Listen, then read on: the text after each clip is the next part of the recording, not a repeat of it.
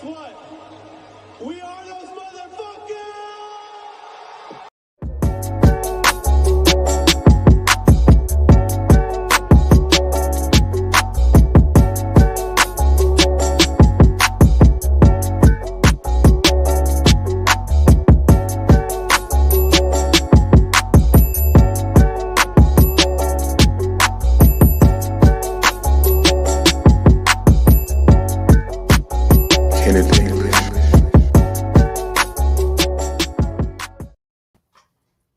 Good evening, fellas, ladies, everyone else. It's Thursday night. It's 11:18. It's almost Thanksgiving. We'll be off next week for Thanksgiving, by the way. It's me. It's Adam. It's Frolfcenter. How you doing? Before we get to our guests tonight, I do have a couple announcements I want to make. The Fall Frolic fundraiser for DeKalb Memorial happened this last Saturday. I took third place. Should have taken second, but I had an off round. The barbecue got to me or something. I'm not sure what happened. Awesome time. But if you're still trying to help get DeKalb Memorial in the ground, go to GoFundMe, look up the DeKalb Memorial fundraiser. They are still looking for like $45,000 or $48,000 to get that course done. But that's all they need. Everything else is done. It's literally a matter of throwing money at it. So if you can throw a couple bucks in, please do. It'd be awesome. The ADGO bag tag finale was on Sunday. Alden Harris won the whole thing. If you want a little more information on that, you can go to the Atlanta Disc Golf Facebook page. There's videos up there. Myself and Mr. Matt Hundle both went live.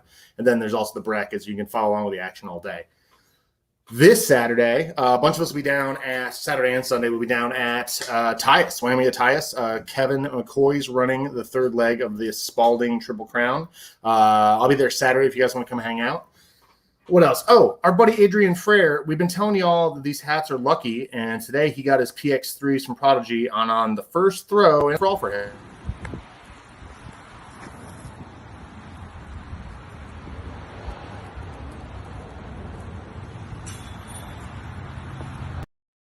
There it is. So there we go. That's what's going on there. I'm also drinking tonight since it's an Atlanta-based show, and we have an Atlanta-based guest. I've got a couple of different beers. Scepter Brewing Arts, which is over Decatur-wise. Just bought this new beer, single in piece. It's with the boys from Mastodon who are from Atlanta, so that's fun. That's only like a 4.6% little guy right there, so it's real good. I can drink a few of those tonight and not have a problem. And then also, Sweetwater Dang Tank Fresh Sticky Nugs, Hazy Double IPA. This thing changes every time they make it, so hopefully this one's going to be pretty good. I'm excited about it. Anywho, we're going to get right to it. Our guest tonight is an up-and-coming FPO player who just clocked the highest ratings increase of 2021 for the entire pro field. That's MPO, FPO, everybody beating Brody Smith by 9 points, which I just wanted to add. And it's the one of the newest members of the now infamous PDGA Board of Directors. Please welcome to the show one of our good friends, Leah Tsinajinnie. Hey! Hi! I'm going to get you on the big screen, Leah. Hold on. Boom. There we go. Awesome. How are you? I'm doing well. I am in Atlanta right now, so close to you, and just been enjoying the off season, even though I've still just competed in Phoenix Ladies Open. And oh, heck yeah. So how long are you going to be in Atlanta for right now?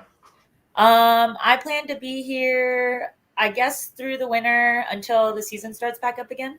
Oh, cool. All right, cool. Very good. Very good. So there's no off season in Atlanta for people who are not from here, really. There's like 2 weeks in December that are kind of crappy, but other than that, there's not really an off season, right?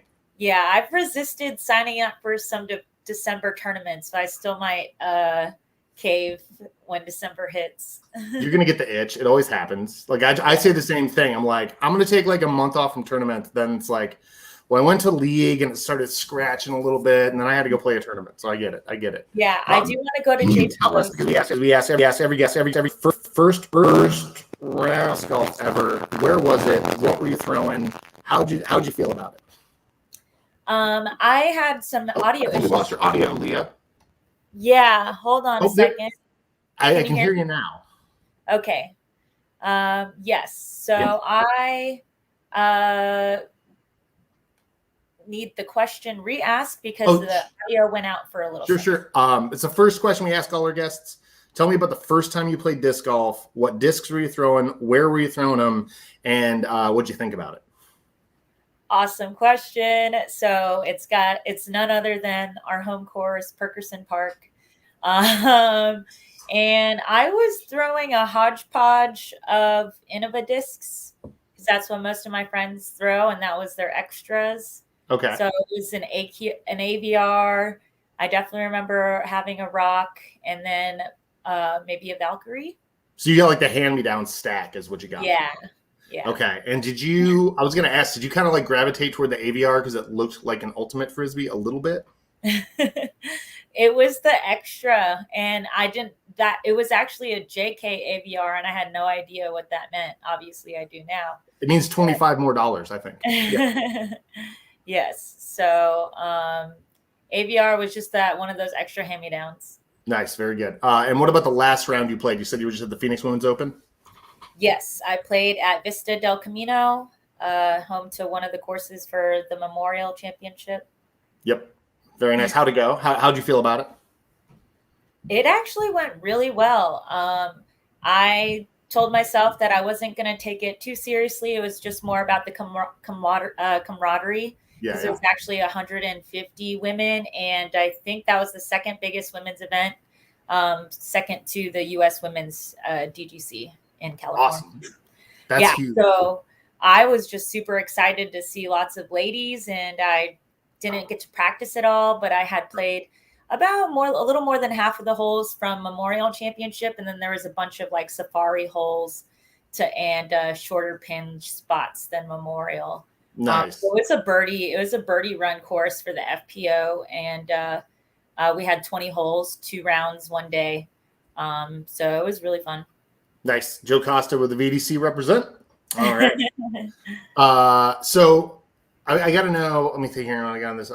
How long into, so you came from Ultimate. I do want to talk about that a little later, like the transition. But you were a pro Ultimate player. You come into disc golf right at the beginning of COVID or just before COVID. Is that right? Mm-hmm. Right. So how long into disc golf did you say, okay, this is what I'm doing now. I'm going to make this work? Like how many rounds had you logged when you're like, okay, this is the deal? Okay. So this would have all started back in May of last year. So this was into COVID. And when I started playing those casual rounds at Perkerson, I probably within the month found out that you could do competitive tournaments. So then that's when I signed up for my first tournament at Etowah. It was the Etowah Mud Swap. And I did FA3, and it was a flex start. And I was kind of nervous as it was just a Thursday, I think. And so none of my friends could go. So I was just kind of showing up and trying to play in this tournament. And so I had to make a card and wait for people so we can make a card. And then, so that was FA3.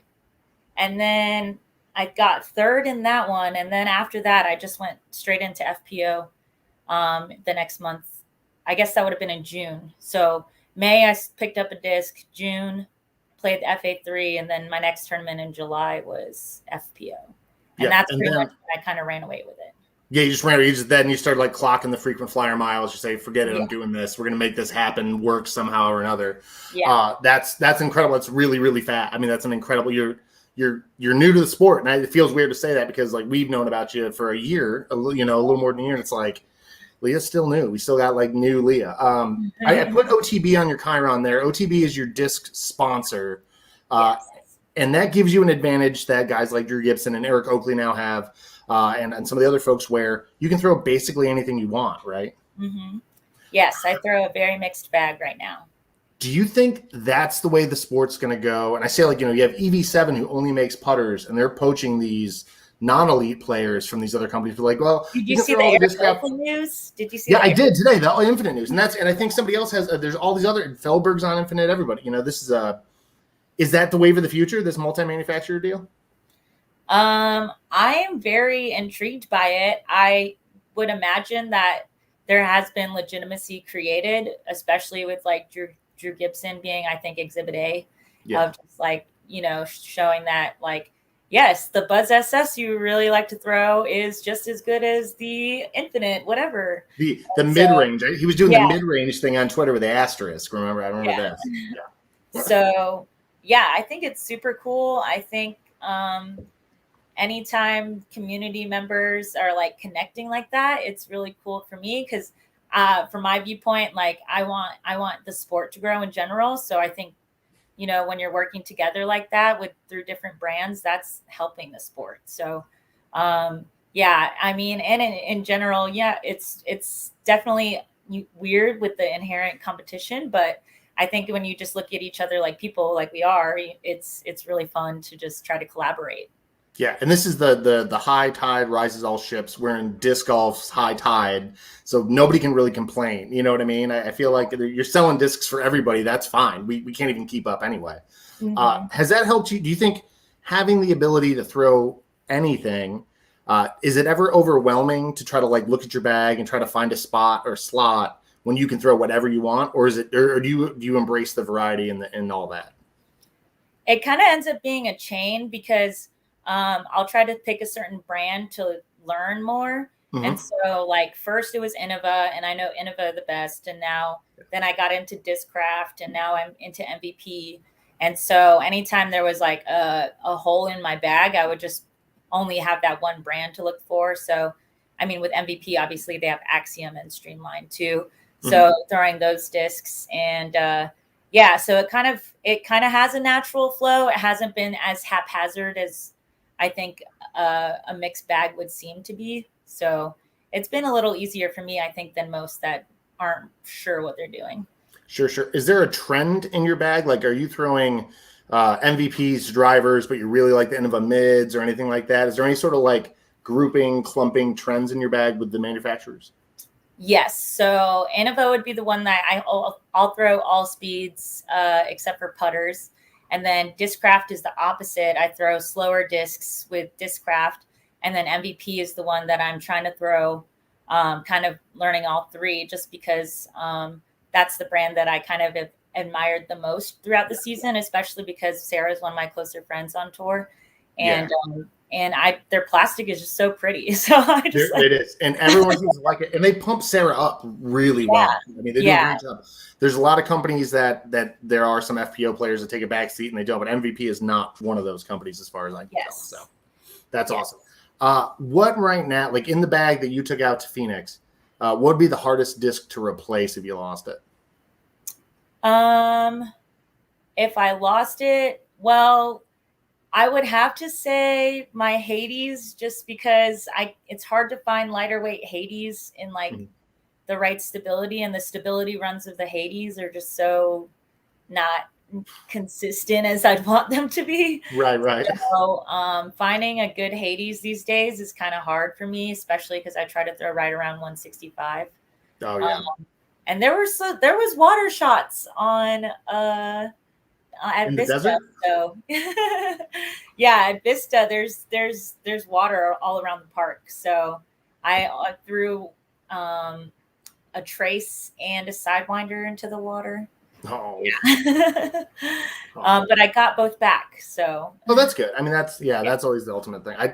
I don't have so much luck with that. If I throw something in the water, it's so bad it's like in the middle. It's never coming back. That's my issue. But yeah, I would say in general it would be one of my faster drivers, because those are the ones that I have like the longest relationship with in terms of making sure I understand it before it's actually in the bag.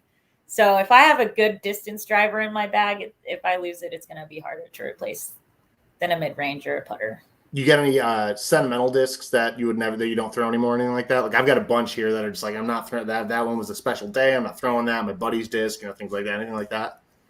My only ace that I have is with Vanessa Van Dyken's Meteor. Nice. And I aced Perkerson hole 4 with it in a casual round, and that one I've been harder to put it back in the bag.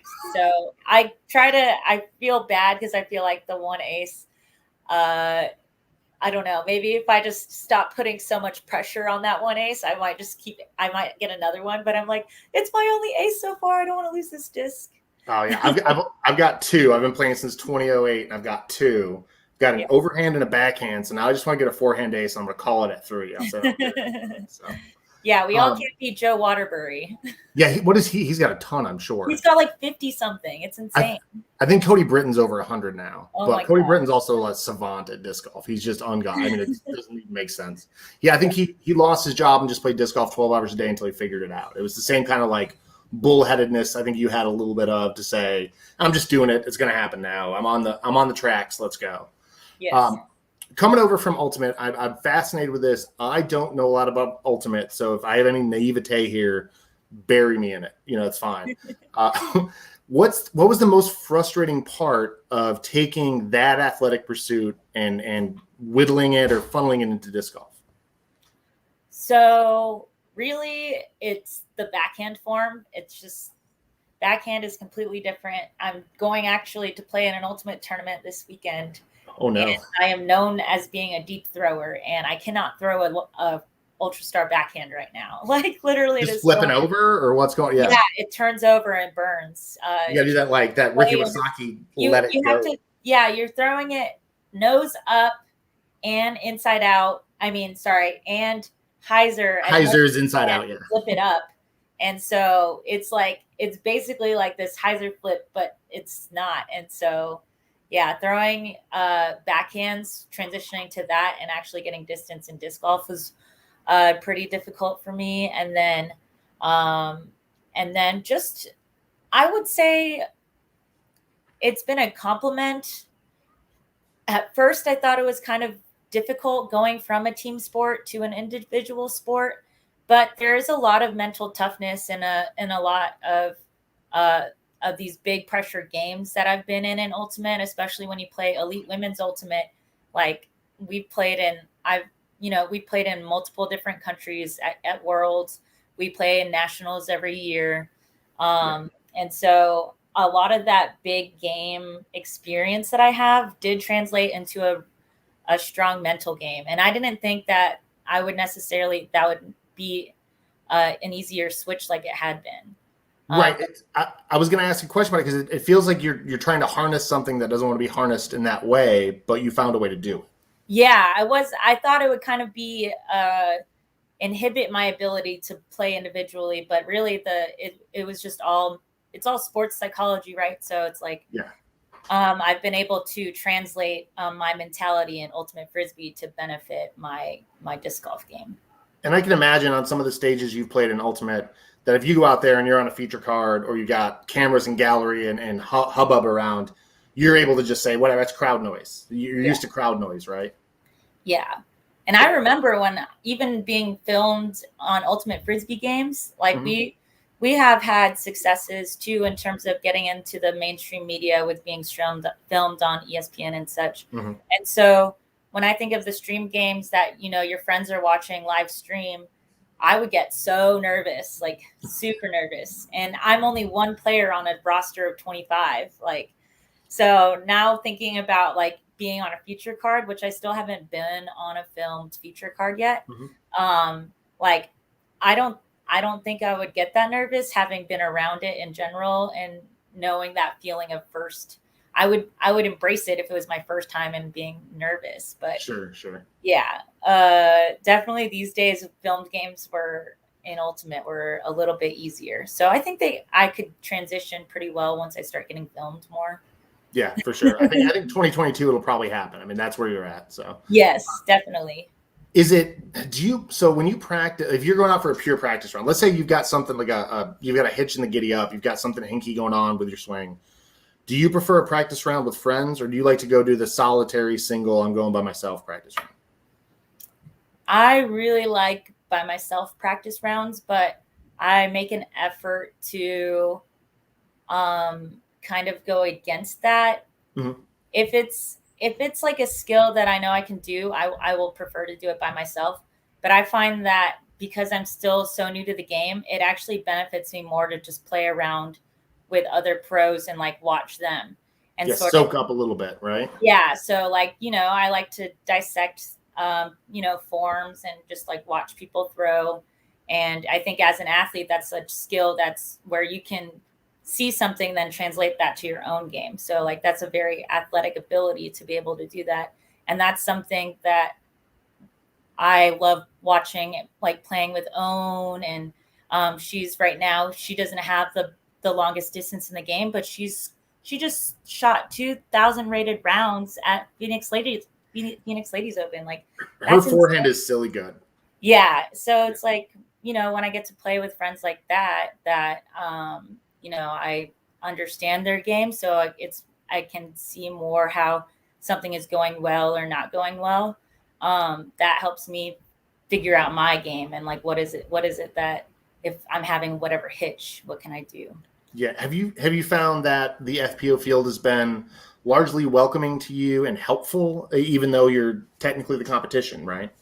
Yes. So that's been a great thing, is like having really awesome women. Then, all of us that are touring, there's less than 40 of us, when we think of specifically just the FPO side, there's probably only like even less than that. It would be like 10 to 20. It's somewhere between 10 to 20 of us that are touring full time. Mm-hmm. So it's a very small community, especially if you're doing it the whole season.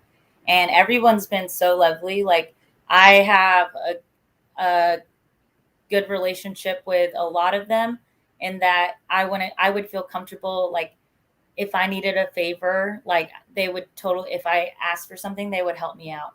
Especially when my dad passed back in August, like Callie McMoran and Kona Panis like helped me get my car to my hotel.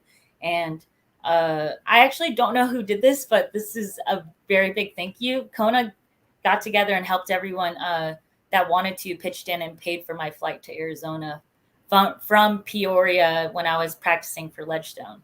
So literally they paid for my flight home. So it is a family when you're on tour, and obviously conflict can happen. And there's a lot of different views in general about ways things should be, but that's how any family is. Everyone has disagreements. Yeah. And it's funny that the word family comes up a lot on this show when we talk to some of the folks who've been around a while, like Scott Stokely, the McCoys. They talk a lot about the disc golf family, like the road family. And some of that comes from like the pre-internet, no GPS days, where it's like literally you see the guy take the wrong exit, you get off the exit and follow him, make sure he gets back on the right way to get to the course or whatever. But to hear you talk about it, and especially on the FPO side, that's fantastic to hear, because, and it's a point I've tried to make before, FBO players are doing all the same amount of work as the MPO players. They're throwing the same amount of Frisbees. They're driving the same miles. They're putting the same cost of gas in their vehicles. Like none of this is different, right? Yeah. And that's one of the biggest things I try to point out when I'm like saying, like, if FPO really wants this to be a living, like the cost of everything is the same for us. Yeah. And so, when we're talking about TDs that really value the FPO and making sure that there's equal payouts, like that really matters, because, however, whatever $1,000 difference it would be, whether even if it's only $100 difference, ending up like between 10th place is like, normally 10th place you can expect around 250, but these days it's gone bumped up, Yeah. So for the pros that are cashing lower down but still cashing, they can now make a living out of it. Yeah, and you get 18-hour drives between stops. You've got to stop for gas 6 times. That's $180 right there, right? Yeah, so it's getting more reasonable to be able to do it. Obviously, I've had a part-time job this whole time, so doing that is necessary. It's not something yet that I can like fully sustain myself on, but there's plenty of players that are doing it. Right. Jeff Hungerford had a question. Leah, what do you use for a flippy high-speed driver? Ooh, okay. So actually, Austin Lytle gave me this one. It's a disc that I've now throw a different iteration of the same model, but it's the F7. It's a Prodigy disc. And so I used that disc, and what's a little bit faster? I don't know, but I've used those for flip ups in the woods. I know a lot of players use F5. I don't use an F5, but that one's another one that seems to be pretty flippy and good. And that's Prodigy. So, with MVP, I would say my favorite is the Virus. Okay. Which is appropriately named. Completely apropos. Out when you're in a course being like, I need my Virus. Like when you're going to give you like your first big speech, you're like, I'd like to thank COVID, I guess, for getting me into disc golf, but I don't really want to thank COVID. You know what I mean? It's like, what do you say to that? What do you do off the course? Is there any like mental or physical conditioning you do? Do you meditate? Do you do yoga? Do you run? any of that. So any like if it was an off season sort of thing. So in the off season, well, I like that you said meditate. I do. Yeah, like I was thinking, is there any mental game thing or any mental stuff you do also? I like to hear everyone's like off, like pre-tournament off time routine. Okay, so this is during a tournament, or this is like off season? Let me go with the general. What do you do to make your disc golf game better that isn't disc golf? Okay, got it. So definitely visualization and like affirmations. We did this a lot in Ultimate, where we would write out like what we know our strengths are, and we would write out an affirmation statement, and then we would visualize things. So in disc golf, normally I will just play an entire round in my head, like what I think a not a perfect, but like an attainable round is, when everything is going right.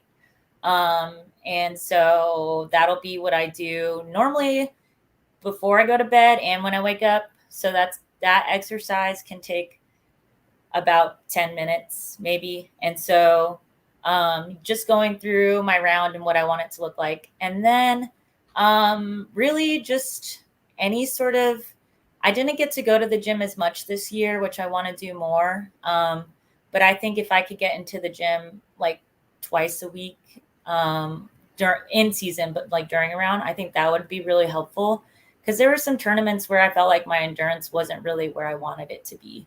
And especially on the like big tournaments, like the majors, those can be grueling, like doing multiple rounds for even longer than 3 days. So that would have been more helpful, but definitely the visualization and the mentality of just putting me in the right mindset before the round. And you said that was a holdover there, and with the affirmations, that's a little bit of a holdover from Ultimate, right? Yes. And that's common in Ultimate, would you say? That's something teams do together. That's part of the culture of Ultimate. Yeah, in the elite level. Yeah, for sure. And they also have, what is it? Is it spirit points? What's the thing in Ultimate, like the sportsmanship so we have thing? Well, yeah. So I mean, just like disc golf, it's self-officiated. And we do have they're not to the level of referees, but they're called observers. And then if you play internationally, there's a game advisors. So which is the one that Brody would call over on like every play? That is the referee in AUDL. So they're referees in the men's professional league. Okay. The AUDL. And so that would be more so. But sorry, off topic tangent for me. No, in Ultimate, it's been two different kind of routes. Club is what most people consider the highest level of the sport in terms of competition. And then there's been a new professional leagues. We've gone through some professional leagues, and right now there's the Premier Ultimate League, which is the women's and non-binary side, and then there's the AUDL, which is the men's side. And so the professional league is trying to they pay their players, and so it's like in that way it's professional, whereas club is still the highest competition level. Gotcha. Cool. So back to spirit circles. Yeah. So that's, and then when you have the club ultimate side, you would do you can do spirit circles where you just talk about the game, or if you think there's a certain environment that needs to be talked about, like maybe there's too many fouls or something. Yeah. And then depending on the tournament, you can rate the other team. But spirit ratings are a whole other like political topic in Ultimate. That is because a lot of people have strong opinions on rating teams. Well, and that brings me to the question I wanted to get to ultimately. We've asked this of Andrew Fish before and some other Ultimate holdovers. Wait, I'm sure. Getting a little bit cold here. Oh, do what you got. Oh. Did he put you up to this? Yes. Did he ship that to you or something? Yes. Are you kidding me? Oh my God. So no, it's all in good fun. It's all in good fun, but man, it's so funny because I literally wore this because I knew Danny Voss would be watching. 100%. I don't know if I can do this. There's a dirty secret about Frolfcenter that a lot of people don't know, is that co-host Cody Vitale used to play for Orlando City. Oh. He played professionally for them for a little while. So wow. I believe that's how he lost his bottom. Also, this is his beer. I forgot to show you this. I was going to ask you about this too. He made beer. Is it a strawberry what? Strawberry honey blonde. And he brought it to the summit, right? Or whatever the meeting was. Yeah, I have his other one too. Okay, nice. So you're drinking those tonight? Yeah, these are my two for the night. I got this PDGA. It's hibiscus and orange peel. Okay, so he makes fruity beers. I get it. Oh yeah, I didn't show you the PDGAL. PDGAL. Yeah. Is that the PD Gale beer? Who's Gale?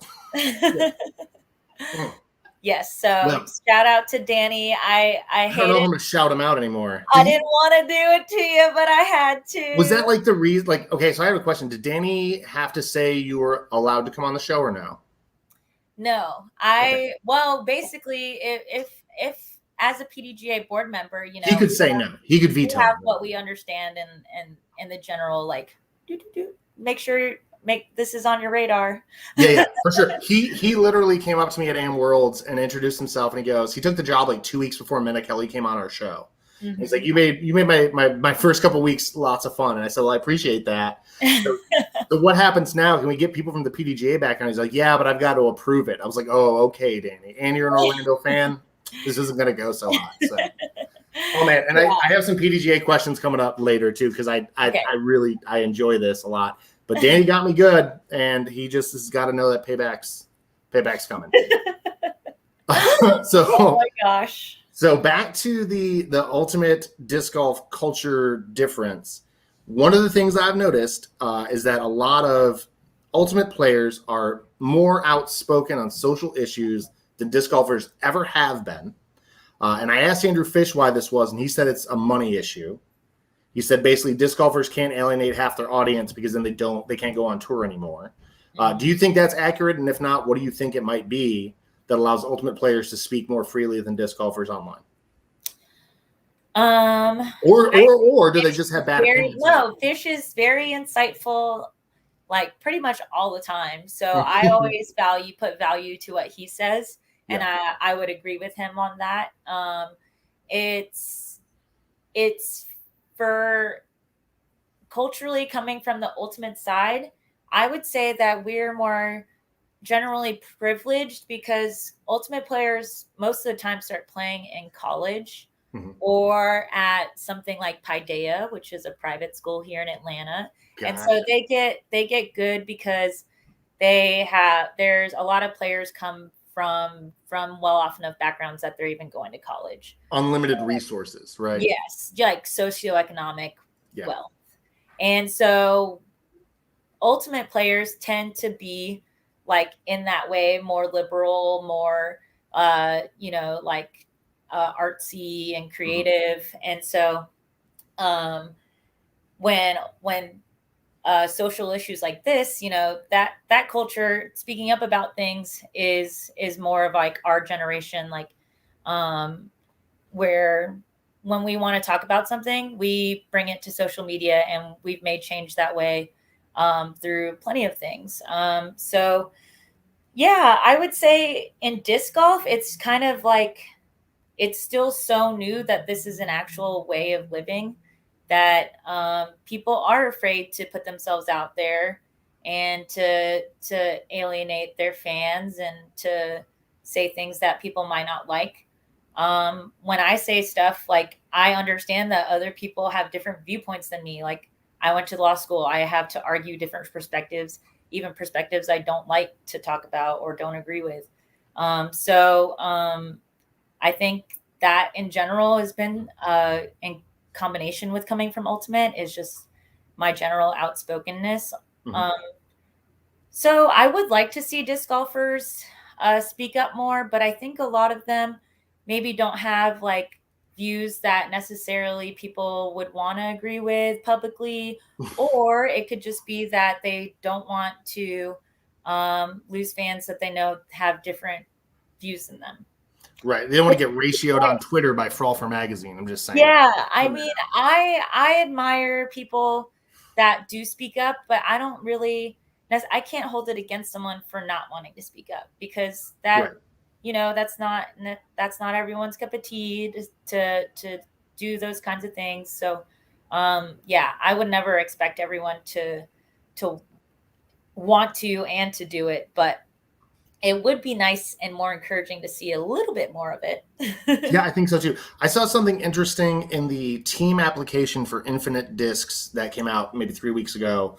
And there was a little clause, a little line in there, and it said, applicants should not be engaging in basically controversial subjects online. And it was very bland. It was a very much like, hey, if you're going to have hot takes, we don't want you sort of thing. Yeah. And I don't know, in a sport that is so dependent on, or for athletes who are so dependent on social media to sell discs and keep touring, that throttling them is the right idea. I don't know. I don't know how I feel about. How do you feel about something like that? Like Infinite, just blanket statement of shut up. Like. Yeah. Initially, I don't like the sound of that. For me, I would hope that.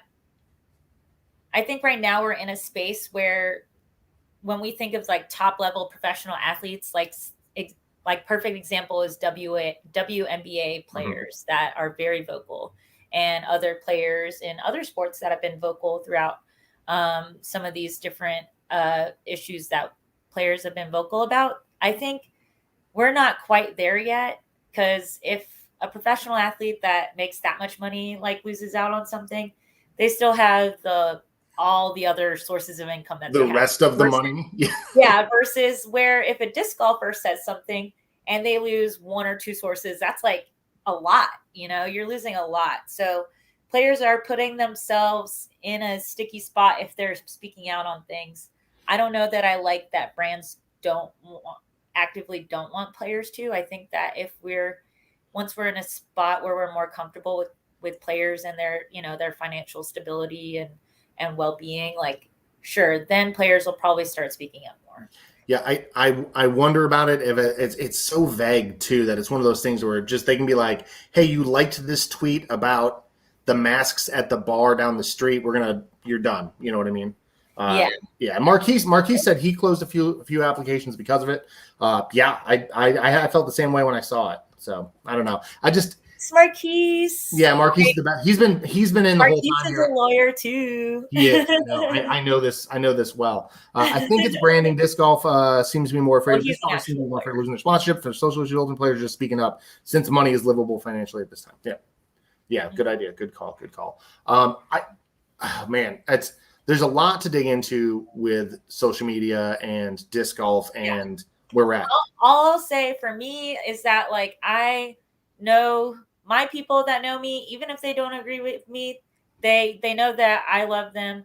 I trust that people are generally good, and just that the fact that we might have different views on things has nothing to do with whether I'm gonna appreciate a person or respect a person any more or less. So I'm outspoken because I feel strong enough in my friends and my family that I'm not going to lose anything just for saying what I believe. Diversity means diversity of opinion also. That's kind of what this whole thing is, right? And you have garnered some sponsors. I put a bunch of them up on the photo that we used for this, and there's some others as well. But this is something where you are outspoken, and you've been able to go out and grab these sponsors. Are you going out and grabbing them? Are they approaching you? And what makes them say yes to Leah Tsinajinnie in an environment where the outspokenness is sometimes not rewarded? I have had I would say maybe not a single one of them. Yeah. Except for maybe Wicked Aces, I actually applied to, but every other one, they came to you. They came to me. Right. Mm-hmm. And you're someone who is outspoken. Are you the testament? Are you the dam breaker here for this? We're not going to touch these folks kind of thing. I mean, I think I'm unique. I think that when I talk online, you can tell that it's genuine. I'm not trying to say anything in particular that I think would get the most likes. I just like to say stuff that matters to me and that I want to talk about. And so when I think people can see that you care and that we put effort into what you care about, I think that's mostly what the sponsors see in me. Mm-hmm.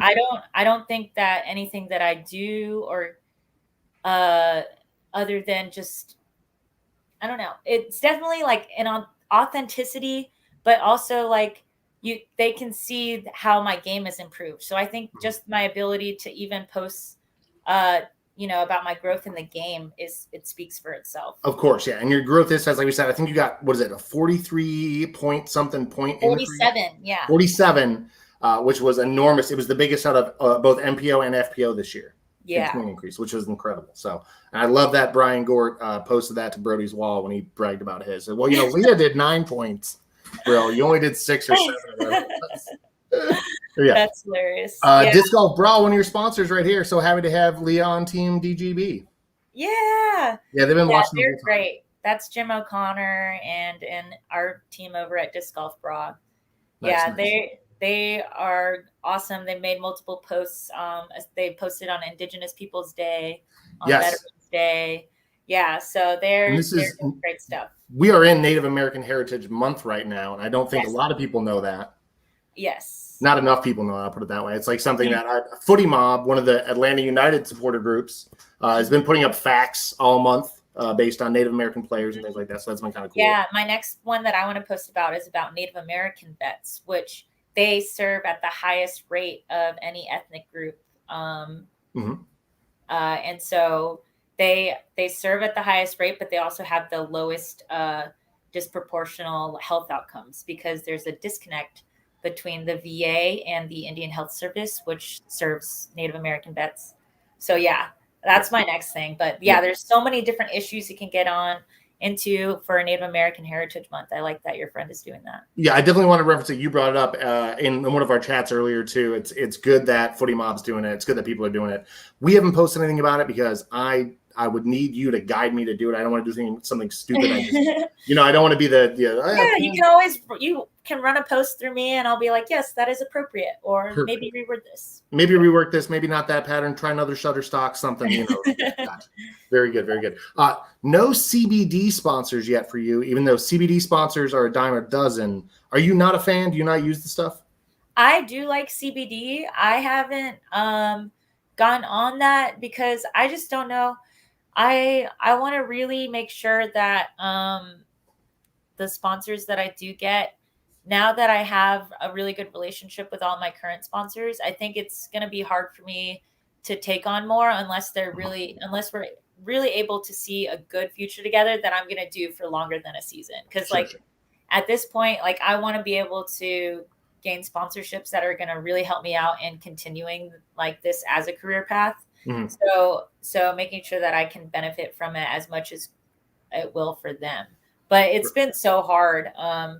I think with CBD, if a CBD company was able to really give me good commission opportunities and that kind of stuff, that's really what I'm looking for, is to put work in and actually see something come from it. Yeah, because Holly's doing it. Holly's got a coach. She's got Holly 30 at Pharmacy or whatever. Yes. Yeah. And she gets great stuff from them. So, I would definitely talk to her more about it too, just to see what that's been like. And we've gotten to commentate together. She's amazing. What'd you commentate on with her? The Stafford Open. Nice. Yep, we did rounds 1 and 2 together. That's on the GK Pro. GK Pro's killing it. Absolutely. Yeah, they do amazing FPO representation. Yeah, they do. I think they do well. Ace Run Pro's getting out there. Terry Miller, of course, was doing FPO before FPO was cool. I did commentary with them too for Music. Nice. He just earlier, it was Felix is in here, and he was saying that you need one of those emperors in your bag, or not the pharaohs in your bag. So yes, I need it. It's good. I throw a pharaoh. I throw a beefy one though. I use it for Anheisers that have to come back. I use it for a utility shot. I can't really throw it. I just kind of throw it.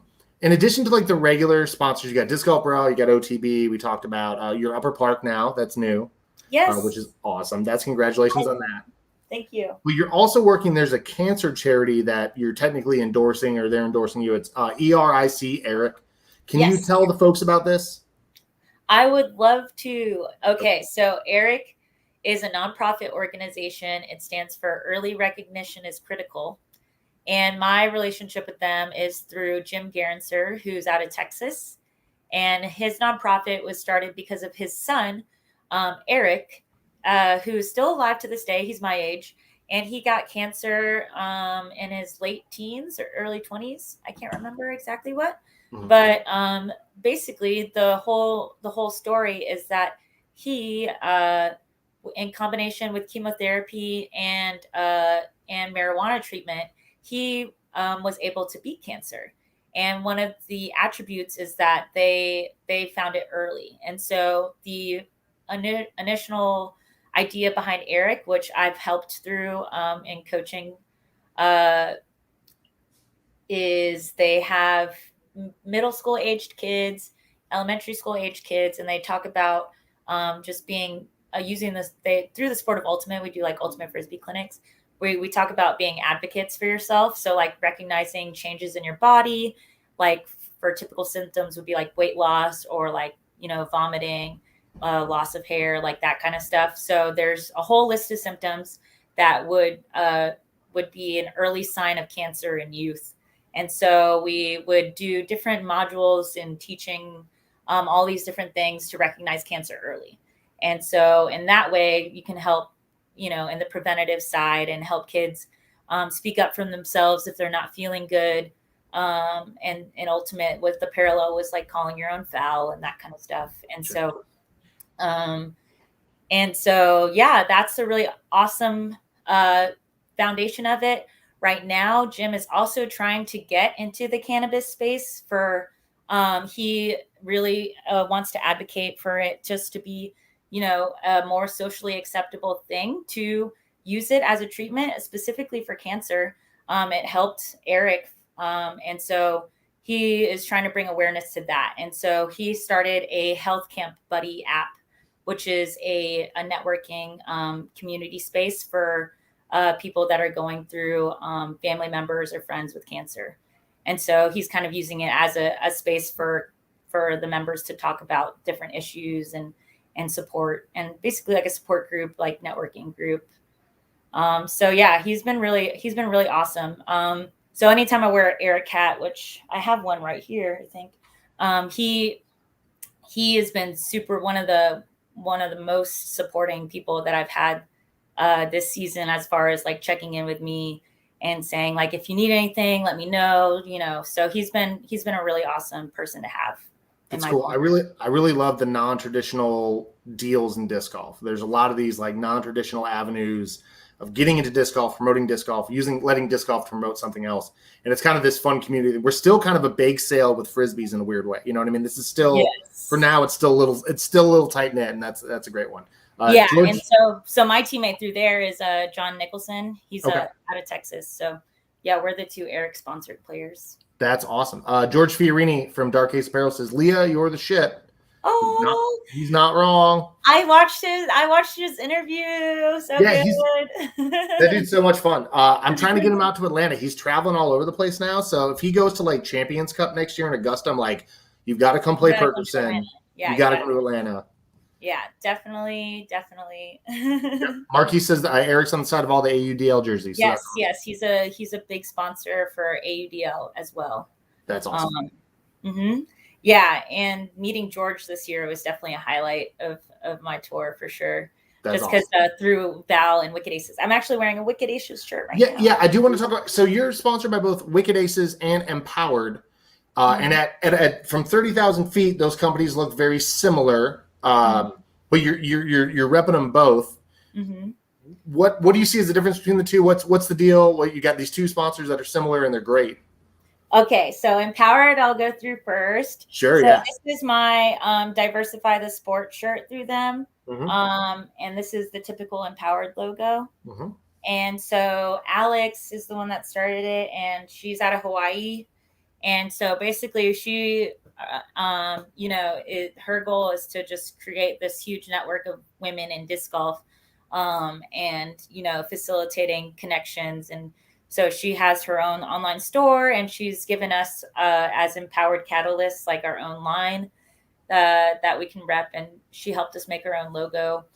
So for the tornado, it was more of like the idea of like shaking things up and like breaking the status quo. Yeah, and so, it's very Tasmanian devil, kind of like I'm gonna wreck everything in my path. Yes, in a positive, uplifting way. Yeah, for sure. But yeah, so it's been she mainly when all of our Empowered teammates, like actually today, I had to miss the meeting. she's going to talk through what it is that the Catalysts want this year and getting our logos set up for next year and everything. So she's super awesome. She's always putting in a lot of work. She even this year made it so that she can ship stuff from the States versus she was shipping everything in Hawaii, and it made shipping like costs like way too high. So now she has a thing out of North Carolina that's helping her, which is pretty cool to see. And so she's growing that way. And she supports disc golfers of all levels. So I have teammates that, just started playing, want to play for fun, all about the community. And she supports high level athletes too. So there's room for everyone in Empowered. For Wicked Aces. Yeah. This is Val out of like Savannah, right? Yeah. Yes. Yeah. Val is, she's one of a kind. She's got a heart of gold. And you think she'd come on the show if we asked her? Oh, absolutely. Oh, cool. Yeah. I'm going to call Val.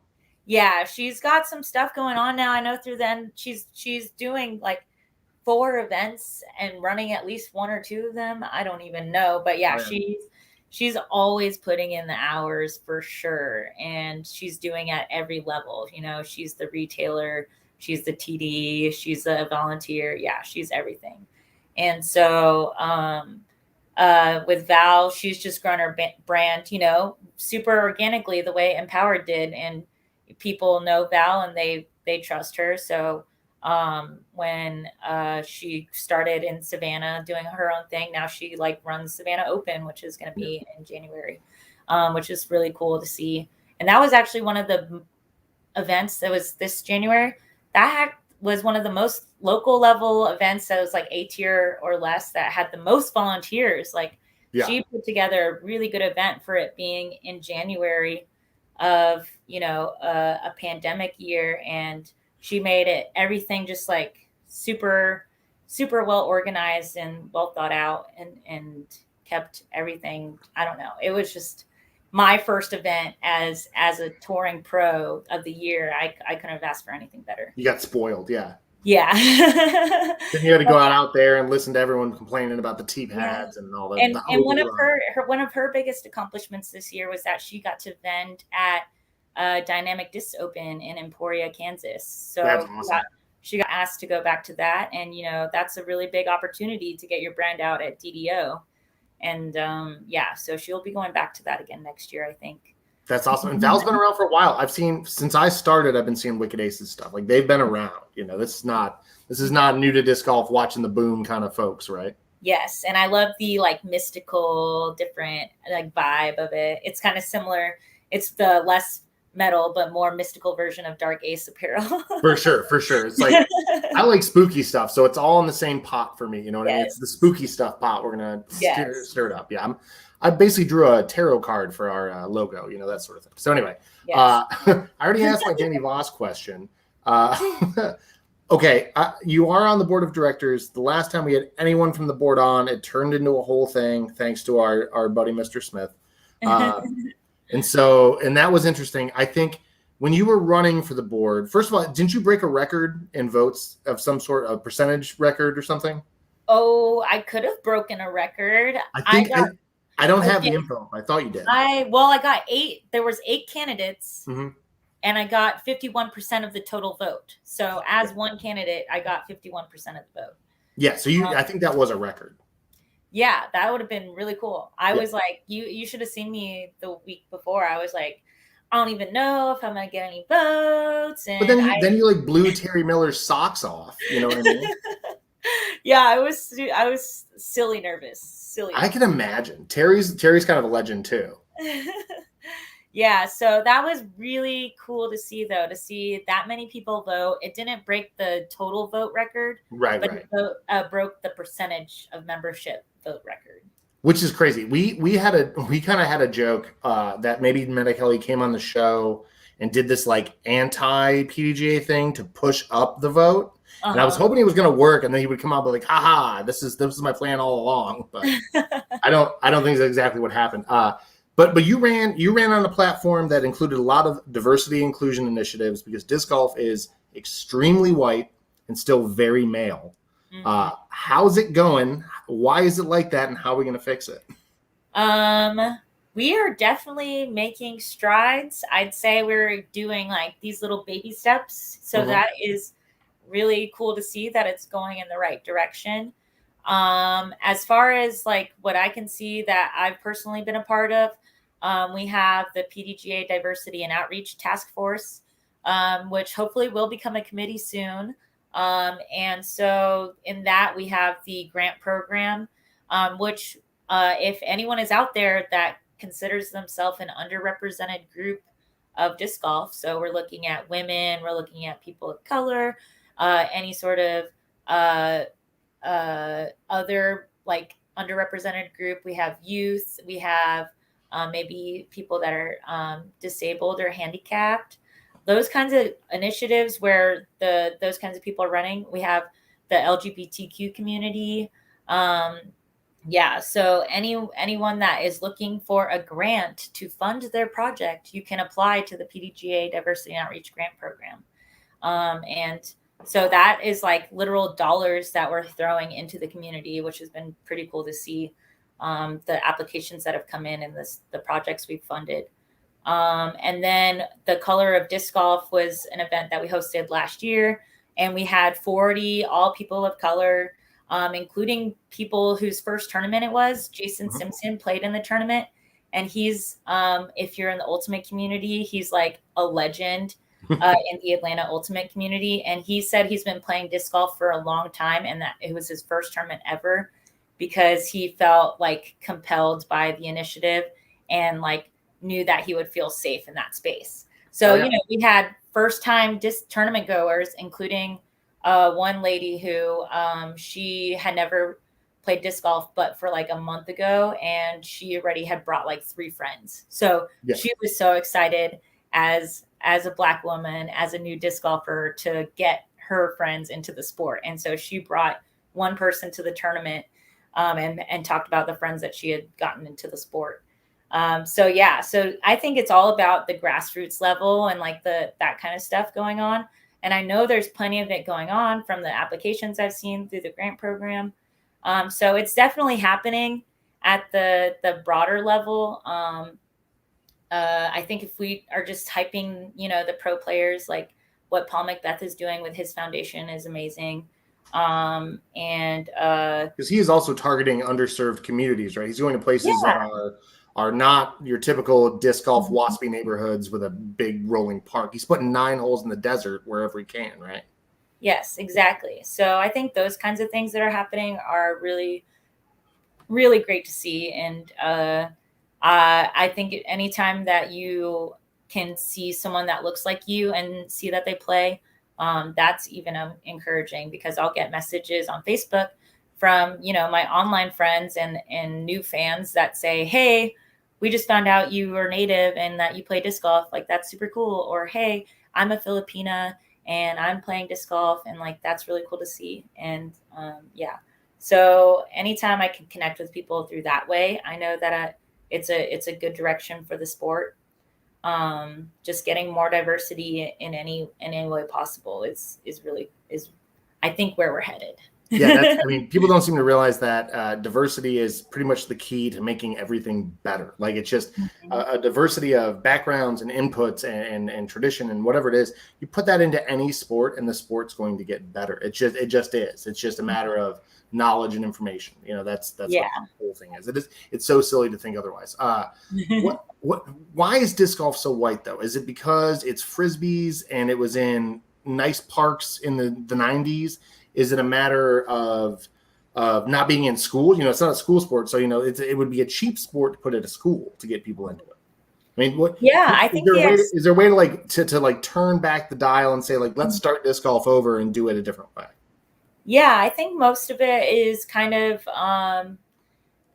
it's definitely the environmental factor of the sport, because I think with a lot of courses being in maybe like more rural areas or areas where you can fit an actual course in, it would lend to like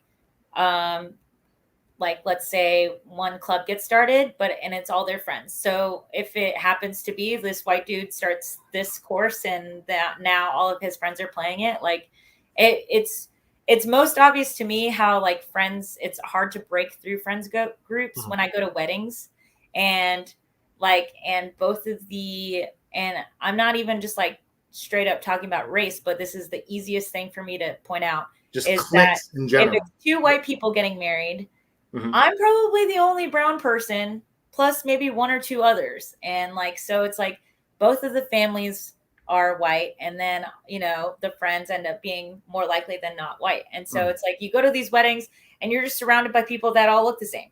So, And imagine that all the people are getting married look the same, so everyone thinks stays the same. This is yeah. So if you're in disc golf, since it's such a new sport, where we have the one person that started their local thing, and now they brought all their friends, and now all of a sudden you realize you look the same, and so it's like, so it's just kind of it's not like it was anything ill-intentioned. It's just that's how it worked out, and now we're very aware of it, and we're trying to change that. The urban rural thing is something I don't think we talk about enough, and like why disc golf looks like it does is because you need 30 acres to put a good course in, and you're not going to find a lot of 30-acre plots in the middle of the city that aren't already claimed by somebody. You know what I mean? Yeah, exactly. And we're lucky to have Perkerson Park, and even there, they're the neighborhood's already like they're trying to get rid of it. And one of the stupidest things they said, and I hated it so much, they said, this was an historically minority predominant community. Disc golf isn't minority dominant. It doesn't belong here. And I said to myself, do we take amenities away from communities of color to make that correct? I don't think you take amenities away. Pretty backwards. It's like take the pool out because a lot of these folks have never had a pool in their backyard before. It's like doesn't make sense. Yeah, no, that it's really cool when I talk to locals in that area and they've never thrown a disc golf disc, and you try to like get them interested in it. You're like, hey, this is a really fun sport. You can do it by yourself. You can do whatever. Perk's a good ambassador spot for it too. I seem like Paul's always trying to get people out to Sunday service. We have tons of new folks out to Sunday service all the time. Paul's like, Sunday morning, 9:00, let's go. We'll hang out. I'll play with you. Let's do it. I'll let you borrow some rocks and some AVRs. It'll be just fine. Yes. So with now that the DGPT is going to take over a little bit of the PDGA's national tour responsibilities, are those resources going to end up in programs like this grant program or other programs where the PDGA can now focus on the community and culture of disc golf and not have to worry about the nuts and bolts of getting everybody out to Emporia? Yes, absolutely. These resources are being reallocated to different parts of the organization. The really cool part that I was uplifted by was that we just had the PDGA Board Fall Summit. And that's where you got those beers. I would love to see, if anyone ever pays attention to these kinds of things, because the minutes come out and you can see the minutes. And so when we did that, this was in Augusta, the first weekend of November. So very recently, like 10 days ago or less or more, actually. Yeah, it would have been like the 5th and 6th. So it was that Friday, Saturday, and the board members had their presentations from the PDGA staff presented to them. And so we got to hear from all the different areas of what the PDGA staff is doing. And it was really cool to see, like they have had a recent PDGA through the executive director is Joe Churgaloff. And he has done a number of hirings this year, especially with the growth in membership. Like they have more resources to hire really quality staff people. And so I was very impressed by what the PDGA staff has in store for the next few seasons, including the international side of disc golf and the diversity and inclusion outreach side of disc golf, and getting these bigger named events, but also they're going to do a tour to help local tournament organizers. So they're, one of the biggest things that I really admire are the local level organizers. So when I heard that the staff is trying to do, make these things happen for tournaments, tournament directors and event directors to like get experience through different trainings and whatnot. That was really cool to see.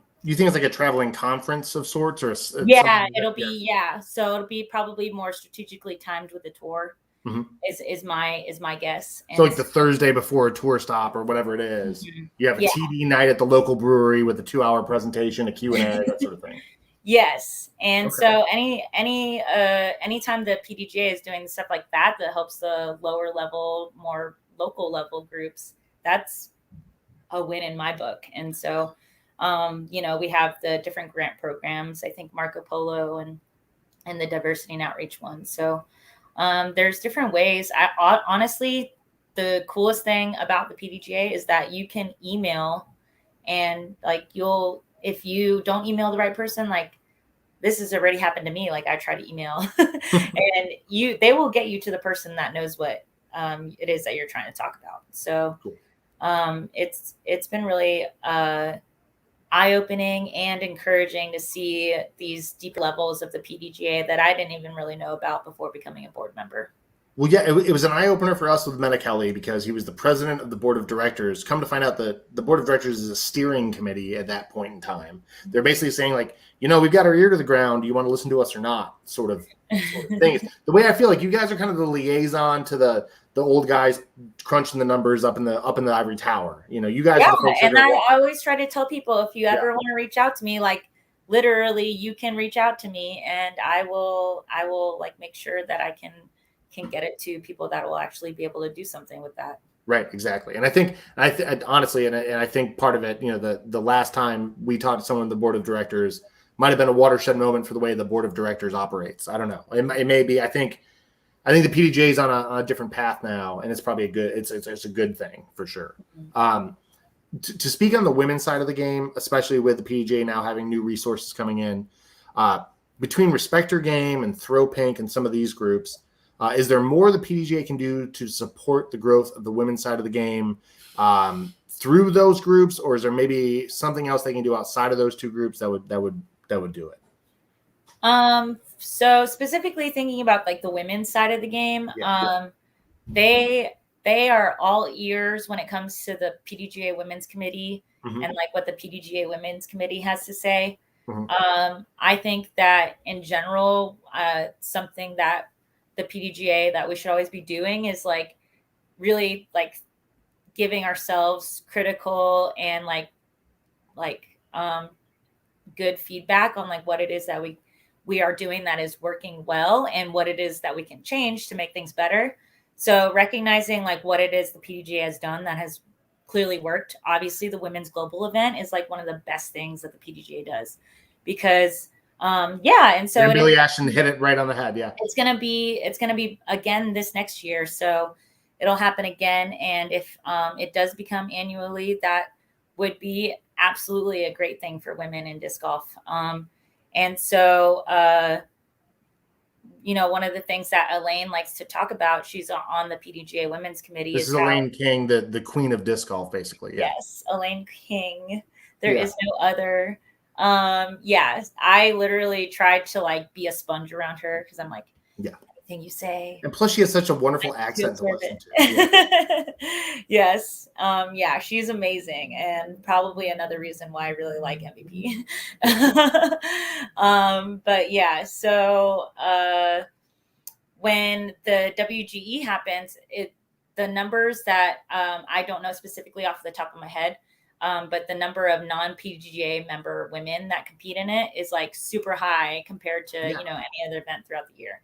And so the fact that, we have these women that are interested in disc golf, they're just not yet PDGA members, we need to be able to provide resources to them, even if they never become PDGA members. So the willingness for those kinds of initiatives to they've really let that kind of event shine. And I'm hoping they do it again, like Billy said, annually. That'd be really sweet.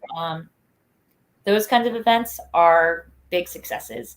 I would say just anytime you're providing more resources, or like, I like if we had the little, what Holly does online. I really love what she does online with her little like snippets that connect with people. She talked about what was her most recent video that she talked about with her doubles partner, like picking your disc for her? Oh. Yeah. So like, like I was dying laughing because like, there are little things like that happen that kind of make it a little unwelcoming to be a lady trying to play disc golf. So, anytime we're providing resources to everyone and helping them understand how, you can make the environment the most welcoming for women would be like good for everyone, because the more women that play, it's going to help the sport. It's not a question. So, yep. we talk about that with any other issue in terms of making the sport more diverse. So, and if you have, as a guy, have never volunteered at a women's only disc golf event, 100% do it. It is an experience like no other, and not in any sort of patronizing way. It's fantastic. Like, we can all learn something from those tournaments. This is not a, oh, look how cute this is. No, these are awesome. These are so fun. And it's like some of the best run tournaments that I know of were run by women. Like, friggin' Savannah Open was so good, and that was like ran by Val. It was so good. Yeah, Brandy Boblin runs some good tournaments. Atlanta Women's Disc Golf runs some good tournaments. There's a lot of women out there running tournaments, and they're doing a great job. Yeah, Danny Voss jumped in. I'm hesitant to put this up because it's Danny Voss, but regarding diversity and outreach, that committee recently administered a grant to Cherokee Middle School in Swain County, North Carolina. Leah is part of the committee along with Justin. Great work by that team. I mean, that is the consummate professional diplomatic answer if you've ever seen one, from a guy who's got a soccer hooligan tattoo on the inside of his arm. The guy's. Yeah, so that's actually through a tribe that I've worked with, the Eastern Cherokee Indians. Oh, yeah. Yeah, so they are right in Cherokee, North Carolina, close to just Maggie Valley, Cataloochee, all that stuff. Yeah, so near Silva, which is where I lived when I interned there. I was at their legal assistance office, and so they have everything that you could need, and they just all run through the tribe versus the state. So that was really cool to see that grant go through, and I know that we're going to be getting an update on it. That's one thing that we want to do through that task force, is make sure that people know about the work that we're doing there, because it's been really cool to see. Yeah, that's awesome. I just don't think we've gotten the word out yet. It's tough. The PDGA has a lot of branches of media, a lot of ways to get the word out to folks. They have a lot of email lists. They have a lot of accounts. They have a lot of articles. They could call up Alta Word and be like, hey, man, I need you to do this. They just need someone extremely competent to organize all that marketing. And I don't know if an Orlando City Soccer fan's the one. I have no idea. So I think maybe he passes that off to someone else who has a great social media background. I don't know. He knew I was going to get it in. Leah, I have one more serious question for you before we rip through the fun stuff real quick. Okay. I want to know what your definition of sportsmanship is. Okay. I like this question. Have you asked this question before? A few people. I think Robert Leonard got the question, and maybe two other people. I can't remember who. Okay. So, let's see. We can say sportspersonship. Sure. Is that where we're going? I was going to ask you. I didn't want to sound facetious when I asked, but are we going to? We can say. Are we going to sportspersonship? You think? Is that where we're headed? Let's do it. And I really like this question because I don't think I can answer this in one sentence without fully encapsulating it. But so to me, sportspersonship is, recognizing that we all have the goal of winning while respecting the other competitors, and the like camaraderie that comes along with that, because it's a very unique relationship to want to be the best, but also understand that there's other people that are also trying to be the best. So it's an inherent competition that you're like, okay, but this is me, and I'm trying to get on the top number one pedestal. That spot right there, that's for me. Yeah. And also respecting people while you're trying to get up to there. Okay. I know I said that was the last serious question, but it made me come up with a thought here. You're someone who came from competitive sports into disc golf. I'm a golfer first who dabbled in like baseball and soccer, but I'm a golfer first. I see it as a game that is athletically driven, not a sport. I don't see it as I see it as singular play that's ranked competitively. Do you see golf as different than sport, or is it sport to you? Okay. I want you to say your opinion one more time, just so Okay. I can understand you. To me, golf is a disc golf is more athletic than regular golf, but golf is a game to me, where you are ranked by the way you play the game against other competitors, but you're not playing against other competitors. Mm-hmm. Yes. Directly. Yes. Okay. I get what you're delineating. So you want me to answer if I think it's a sport or a game? A sport or a game, and coming from a sporting background, a team sports, competitive, physical sports background, coming into golf, is there a switch that needs to be flipped, or can you just roll in and say, okay, I'm still a competitive badass against these folks? Or does it behoove you to not say I'm against these folks, but against the course? Yes. So I do think that I think to be really a good competitor in golf, I think that it does require knowing yourself first and foremost and knowing what you can do the best.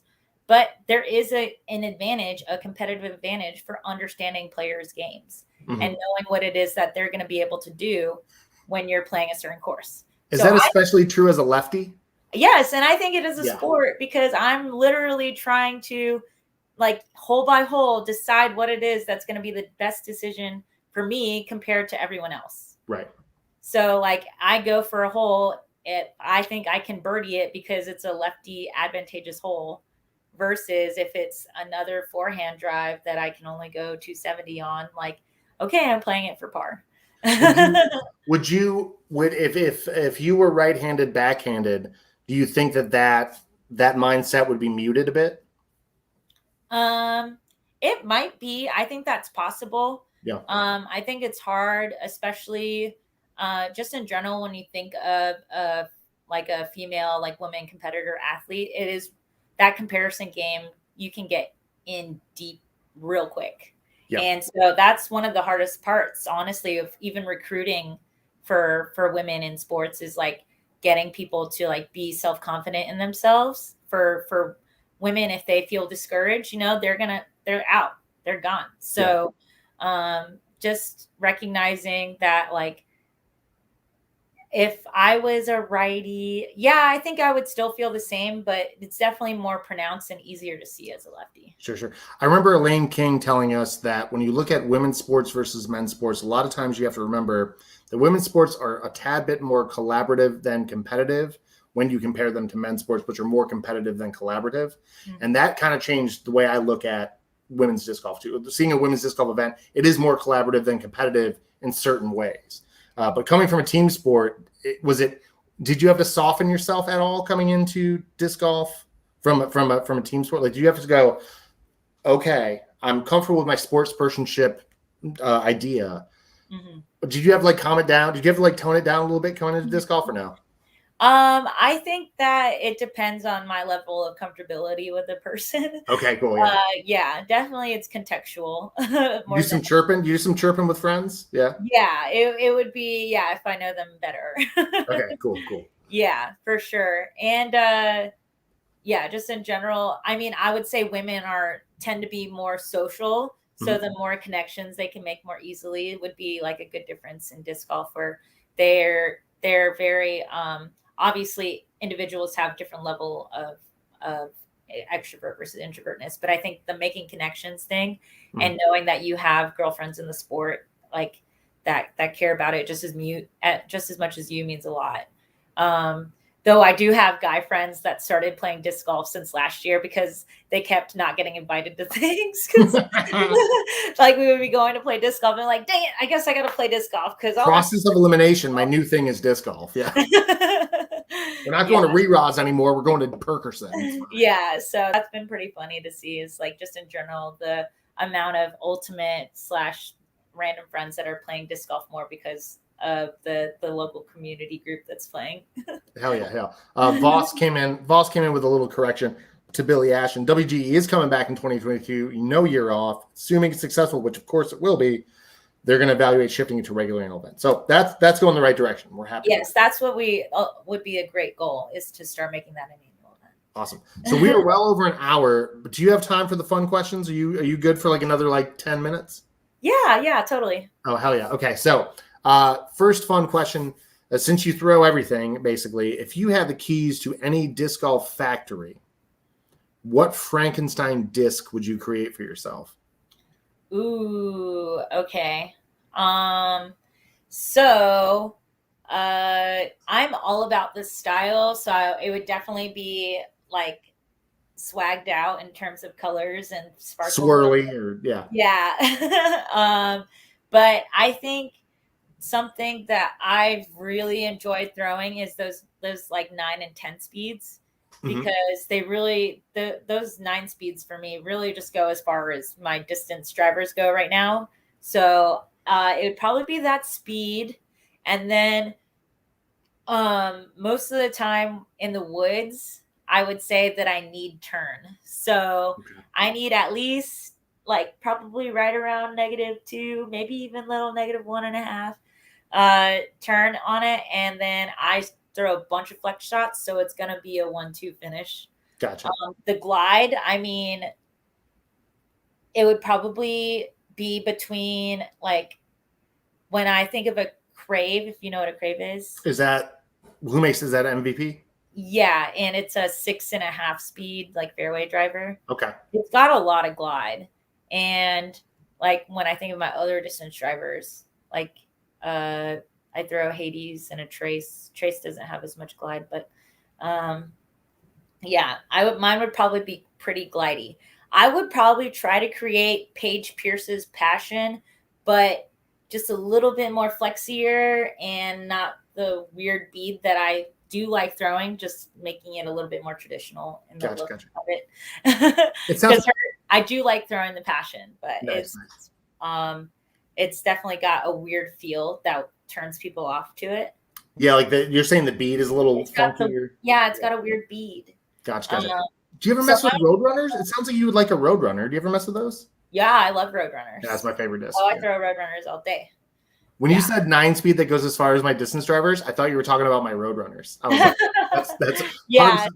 100%. Yeah, no. I got into those from Callie, because Callie throws a Roadrunner real far. And Callie's coming to the show. I can't remember the date, but she's coming on. So yay! We're gonna get Callie on. She's one of my favorite people. She's hilarious. Yeah, I barely. No filter. She'll tell it to you like it is. That's perfect for this show. That's good. Yes. Okay. You just won something big, whether it be a tournament or a sponsorship came in. You're about to go ball out on a celebration meal. Where are you going to eat, and what are you getting? Oh my gosh. Okay. So there's this place in Phoenix, Arizona that I was just at, and that's where I actually started being vegan. Was in Arizona. Really? So I actually know the scene there better than here in Atlanta. And so it's called Green Vegetarian, and it's a vegan restaurant, but one of their highlight menu items it's all comfort food and like Asian inspired bowls type stuff. But they have this Big Whack, and it's a Big Mac burger. And it's basically their own version of the Big Mac, and it's like awesome to like try to like get non-vegan friends to go there and just to see what they like, because their buffalo wings are also really good. I was gonna say, what's the best fake meat? I'm a guy. I'm not a vegetarian or vegan at all, but I enjoy all the Morningstar and Boca products. Like the Boca chicken patty tastes better than a real chicken patty. It does. Honestly, we got our most recent roommates, Kat and Dan. We moved to a new spot now, but the Morningstar chicken nuggets, they stopped getting their Tyson whatever chicken nuggets, because the morning chicken star nuggets are they taste better. They don't taste like rib meat. Like rib meat's the worst part of chicken. Like I don't want rib meat. I don't. Yeah. So I would go get comfort vegan food somewhere, and hopefully it would be like a BYOB, and we could just like bring a 6-pack of something. That's awesome. That's awesome. What is? Do you have any superstitions on the course, or did you have any superstitions on the ultimate field? Either or. Ooh. Okay. So my biggest superstition is that Okay, well, I have to always wear my rainbow socks. Ever since I got these rainbow socks that I really like, they have to be either worn the first round or the last round, which sometimes is the same, or there's only two options. So I'm going to wear them one of the days. But Gotcha. most of the time I had a 3-day tournament and I would wear them either the first round or the last round, depending on if I thought I needed the extra superpower for the first round or I needed the extra superpower for You just got them in the back pocket just in case. Yeah. and I try not to get superstitious with like my routines on the course. Mm-hmm. But I do like to do a deep breath. And at one point I did have a superstition on like how many like fake things I had to do on my putting practice routine. It's always putting. It's yeah. always putting. And I was like, I have to do it 3 times. I got the 3 pumps, the 2 pumps. Yeah. So I've tried to deconstruct and I'm currently reconstructing my putting routine. I don't have one right now, but yeah. So definitely it would be on putting. Let me tell you the putting routine is going to be every 14 months thing for the rest of your career. Yeah. I already went through like 3 different big shifts this year. So I'm sure it's only going to keep going. I was doing new shit today at Perk. I was doing the whole shake hands with the basket, like just violently shaking hands with the basket. Who would be your celebrity doubles partner, alive or dead? Ooh. I would have to say, okay, I'm not going to pick a disc golfer because I really want to. We'd rather have an author or a movie star or something else. Definitely. I would have to say Beyonce. There you go. Yeah.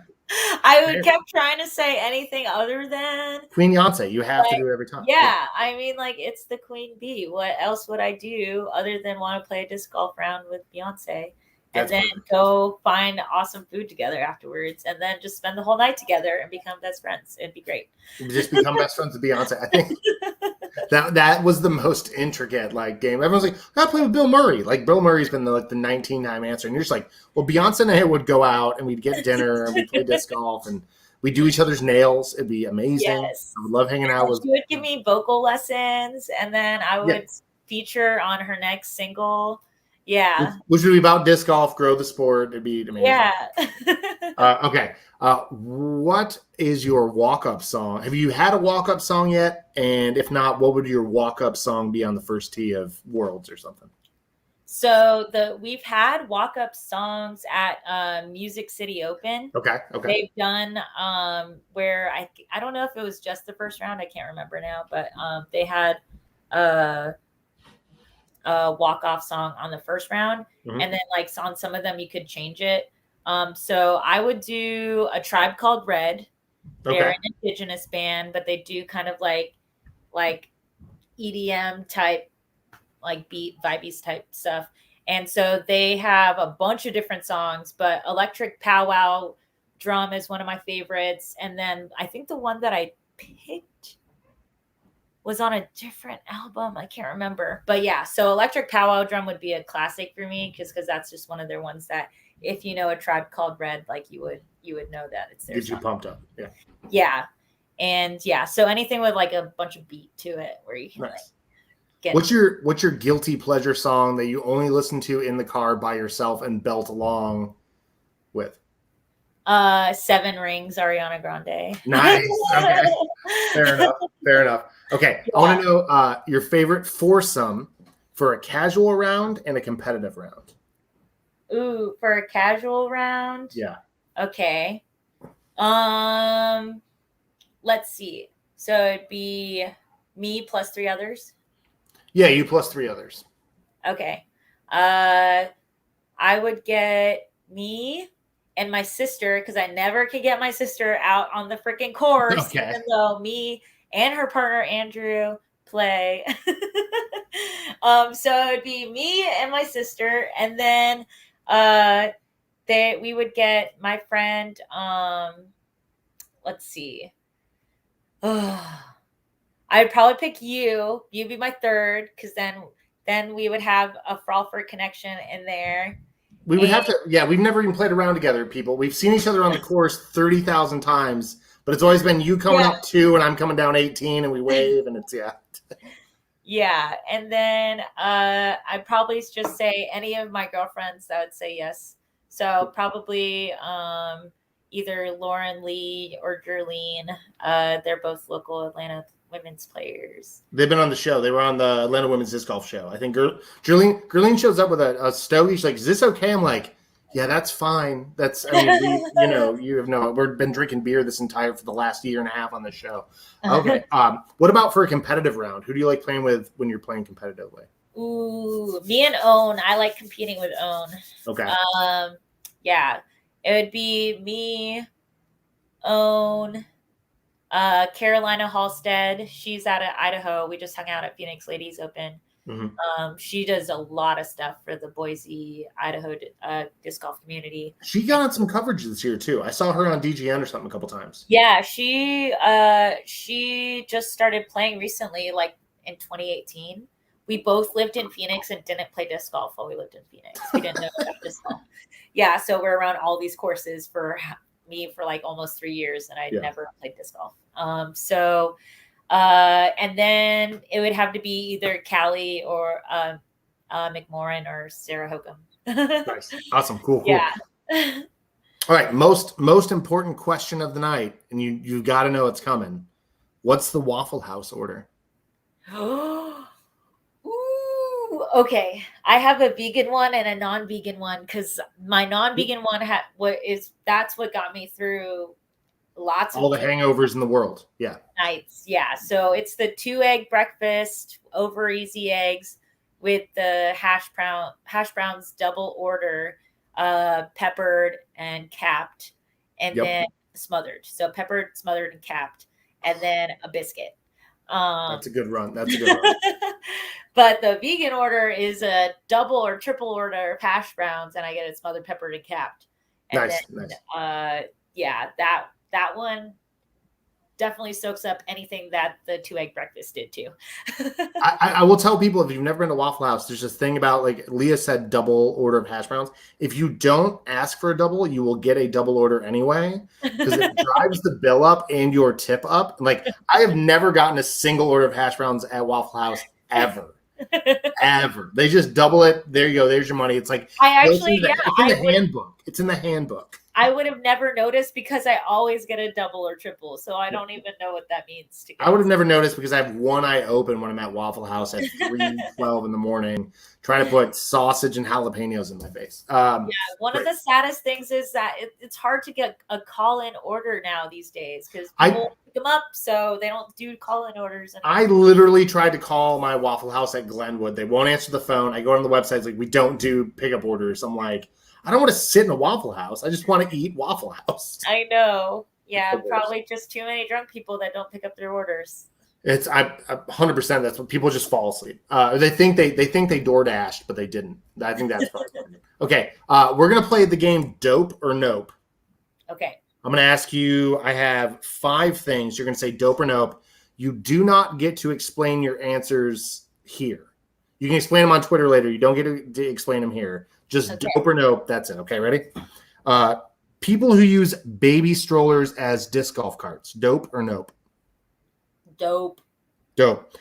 The team Atlanta United. Hella dope. Yeah, I'm going to double dope that because Danny's watching. Danny Voss's homebrew. Ooh. Dope. Dope. Okay. I just tried it right now. Missy Gannon. All the dope. All the dope. I'm going to put 3 dopes. 4. And the last question, Discraft selection of Missy Gannon stamped discs. Dope or Nope? Yeah, that's exactly how I thought this was going to go. I'm gonna steal the screen for a second. Just make sure everybody sees this. In perpetuity, these are your answers. It's for blackmail. There it is. You can never escape those answers. That's it. The last question Cody always wants me to ask. Any questions or advice for us for Frolfcenter Magazine? Ooh.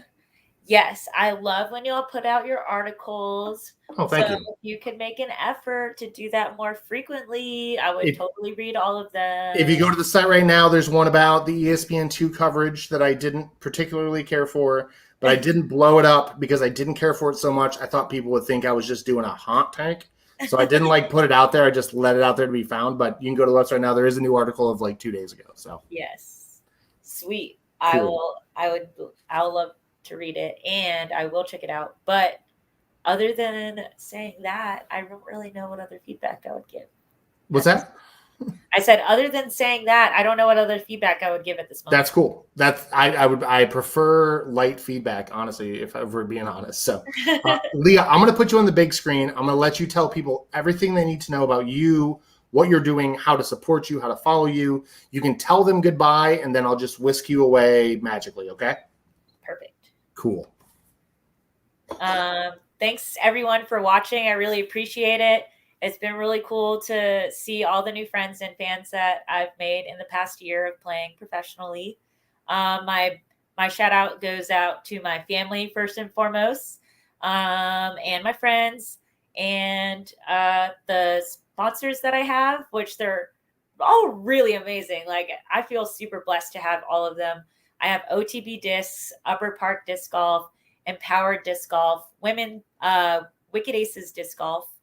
And then I have Eric, the nonprofit, and Perfect Putt 360. On top of that, if you go to the Empowered Disc Golf site, so empowereddiscgolf.com, you can shop my Diversify the Sport line. This is my Catalyst line, and it's a tornado. As I said before, it's about shaking things up in the sport and making things better.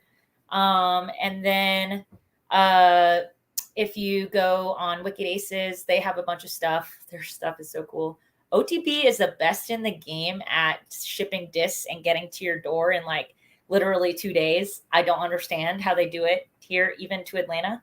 And then for all of my other sponsors, Upper Park, you can use Leah 10 anywhere on the site to save yourself 10% and to support my tour.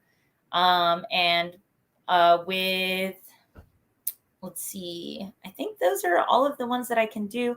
If you ever look up anything on the Eric nonprofit site, they do really good work there. And I totally believe in all the stuff that, the good work that they're doing. And as far as cancer prevention and awareness, it's really important.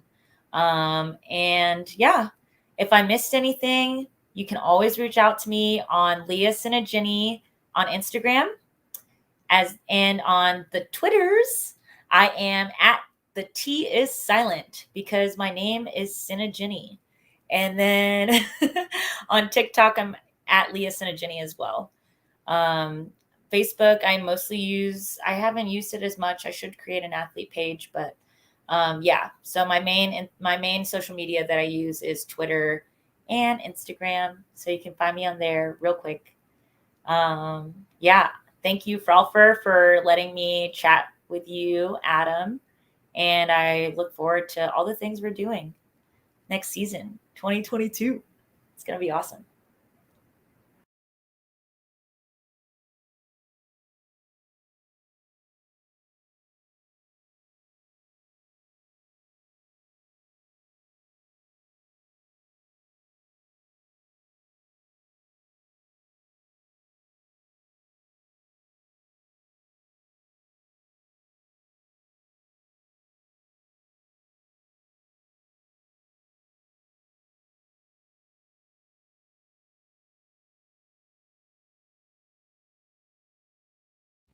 Wow, I was muted that whole time. So what I was just saying, please follow us on social media. We can't keep trolling Foundation Disc Golf just to get the internet points we need. We need more than that. It's a pyramid scheme on the internet. I don't know if you know this. It's awful. So please like us on all the things. Also, we got new stuff coming out. I'm filming a commercial as soon as we get a Bluebird Day again. All new products. That's 5 new products there in the picture. They're going to be, I'm wearing one of them. They're fantastic. Danny Voss, you, buddy, you do your thing. Next week, we're off. It's Thanksgiving. We're not going to be on for Thanksgiving. But the week after that, Bird Boy's coming back, the Archer, Mr. Raven Newsom. So I'm Adam. Thanks for watching Frolfcenter. We'll see you guys all later. Bye.